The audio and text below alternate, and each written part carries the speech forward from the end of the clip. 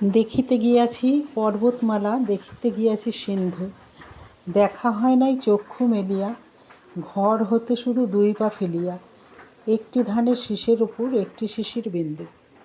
আমার ছেলে যদি কাল জোর করে আমাকে না নিয়ে যেত, আমি জানতামই না আমার ঘরের কাছে এত সুন্দর সৌন্দর্য বিরাজমান।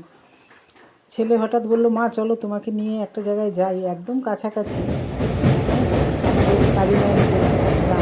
দেখবে কত সুন্দর সৌন্দর্য।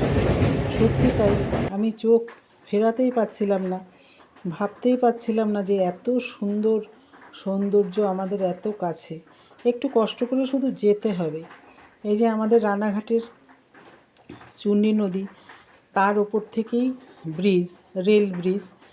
হ্যাঁ, এত সুন্দর সৌন্দর্য, এত সুন্দর সৌন্দর্য, সত্যি আমি অবাক হয়ে গেছি। বারবার করে রবীন্দ্রনাথের সেই কবিতার লাইনগুলো আমার মনে পড়ছিল। কত সুন্দর দেখো, দেখে আমি একদম আপ্লুত হয়ে গেছি। একটু কষ্ট করে তোমরাও যদি আসো এই কালীনারায়ণপুর গ্রামে, খুব সুন্দর সমস্ত পরিবেশ তোমরা উপলব্ধি করতে পারবে। বৃষ্টির আকাশ কিন্তু এত সুন্দর, শরতের আকাশের মতো লাগছে। পাখিরা উড়ে যাচ্ছে, যার যার নিজের ঘরে ফিরছে। সন্ধে হয়ে গেছিলো দেখো, তাই ভাবলাম এই ভিডিওটা তোমাদের সাথে শেয়ার করি। ভালো লাগলে লাইক, কমেন্ট, শেয়ার করো।